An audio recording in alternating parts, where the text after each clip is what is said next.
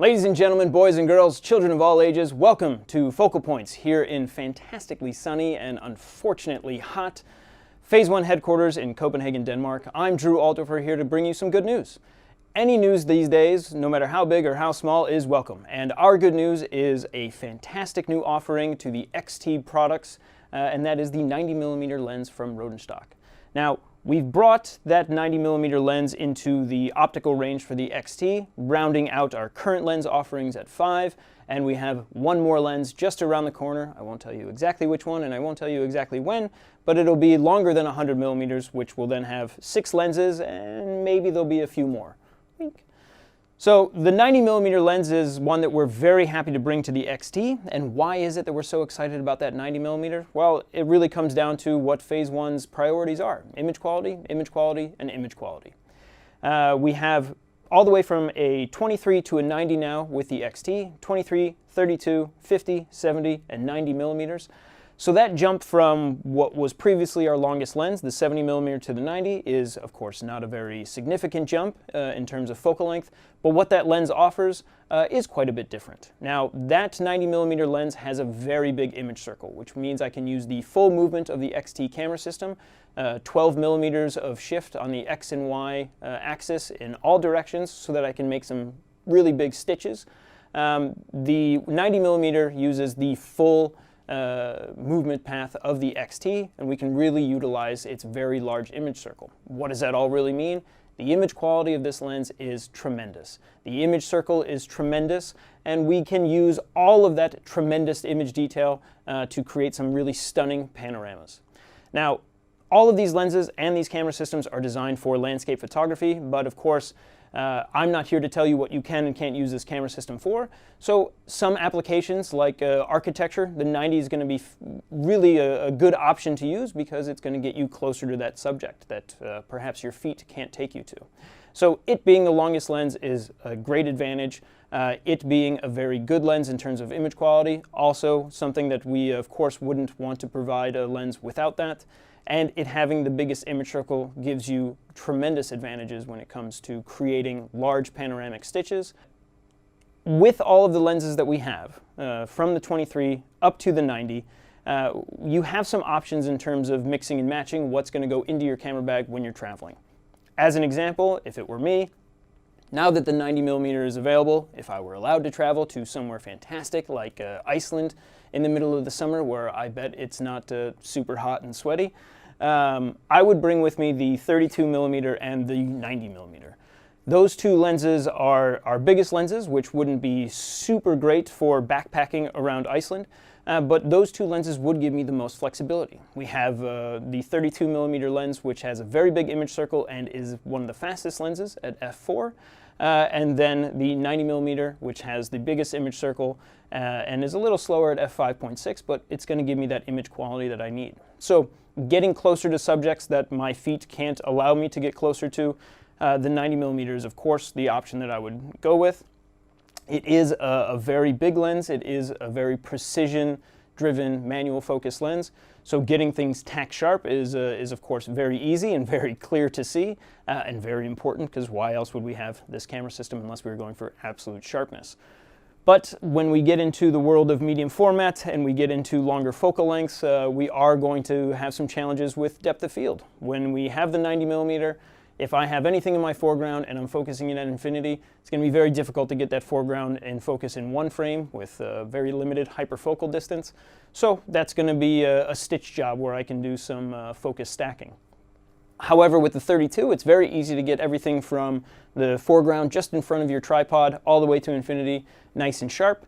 And depending on what the subject is, maybe I wouldn't need to move and put out the 90. I can just crop the image and put it together. So having that 90 in our lens range for the XT now gives me a few more options. So if I wanted to go from the ultra wide angle 23 to the nearly telephoto 90mm, now I have the widest and of course the most shallow angle of view lenses.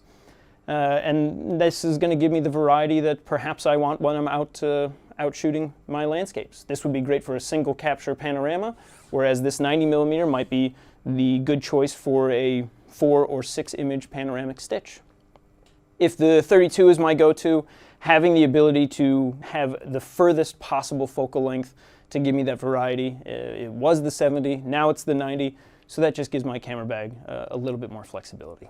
So, the 90mm lens, we're very excited to have it in the new lens range for the XT camera system.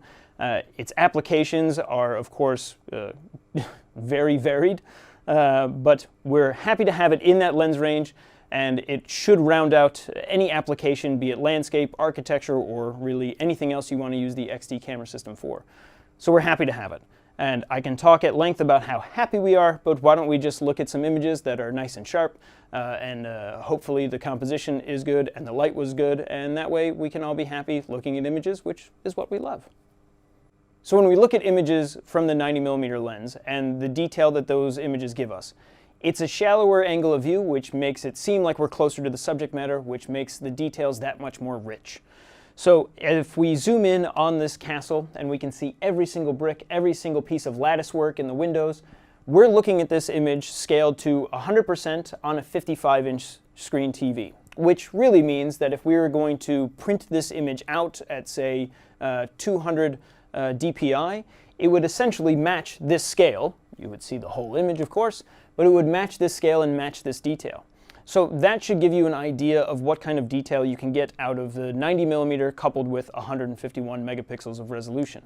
If this kind of scale is what you're after for your final output, well, you can get the detail in spades with the 90mm lens.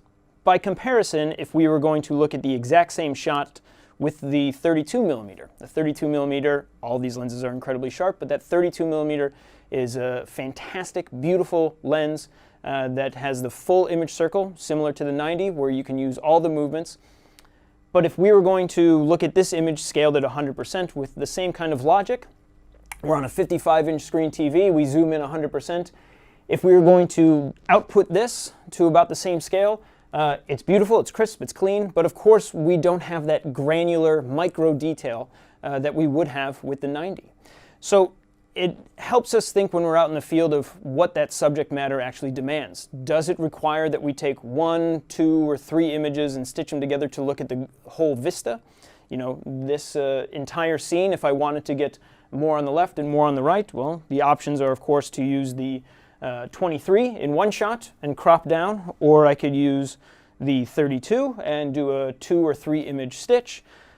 Or if I really wanted the scale of that image to have all of that micro detail in my subject matter, well, that's when I could use the 90mm lens and I could do a 4 or 5 image stitch. And I could almost get that entire panorama view of that subject matter, but I would get all of that crisp, clean, micro detail that exists at this tremendous scale. Now, it's not to say that when you shoot with this camera system or these lenses that you should always keep in mind a huge scale output. That's not what everyone always needs. Sometimes you need a smaller scale output. But if the detail is there from the beginning, then it doesn't matter what scale that output is, the detail will shine through. So it all depends on what your application is. Of course, we all know that. But when we think of the lens range that's available with the XT camera, having more is of course going to give us the right kind of variety for when we go out traveling. If, for example, we want to take the 23mm lens, it's a small lens, it's not terribly fast, but it's very, very wide, the widest medium format lens. So if we take that to 23, what we're really doing is taking a lens where we would always center the camera system's movements, and we would take one shot and maybe crop in. That's what the 23 is really designed for, and that's where the 23 shines. So where I need to get really, really close to a subject, but I want to capture the grand scale, the 23 is the only option. Now, if I wanted to get relatively close to a subject, or I wanted a very wide panoramic stitch, well, then the 32 comes into play. Now, it is a much bigger lens, but that 32mm lens is going to give me a fantastic image quality when I'm stitching. So I can do a 3 or 4 or 5 image stitch and really get that entire breadth of the panoramic view and maintain tremendous image quality. The 50mm is where we get into more or less normal focal length lenses where I'm not going to have any distortion. and I'm not going to have any of the pitfalls that wide-angle lenses typically give me. So this would be a very flat, very crisp, straight image that comes through with the 50, and if I'm going to stitch, well, again, 3, 4, 5 image stitches, no problem. They'll all align beautifully with the 50 millimeter. Now, the 70 millimeter is a bit slower, but it's a bit smaller and a bit lighter. And if I'm going to couple the 70 millimeter with, say, the 23 or the 32, I get a nice kind of distance between my wide angle and my normal lenses. So this was the options previous to today, and now we have the 90, which gives me even more variety when I'm trying to couple which lenses I'm going to take. When I travel, I'm going to take the 32, and now that the 90 is there, I'm going to take the 90. Now, depending on what the subject is, if I'm going out and the landscape demands a bit more of a focus, then I will stick with the 50 millimeter. It's nice, it's simple, it's clean, but I probably bring the 90 as well. But that 50 millimeter is going to be fantastic for very simple subject matter. Whereas the 23 and the 32 are going to be there for that grand scale. And now I have that 90, so if I want to get grand scale, but get that micro detail, I can do some image stitching with that 90. So all of these lenses now give me much more variety to match the right focal length with the right subject matter. And of course, when we think of that fine detail that I'm after with the 151 megapixels of the IQ4 150, now that I have a 90, I can get seemingly much closer to my subject matter. I can pick up on that fine micro detail, and because of the elegance and simplicity of the XT camera system, putting together a stitch is no problem. So we're super excited to have the 90 available for the XT camera system. There's one more lens just around the corner, and who knows, maybe there's many more lenses just around that corner. So thank you for joining us today on our focal points. We hope that you can get your hands on a 90 millimeter. Reach out to a PhaseOne partner if you'd like to demo it.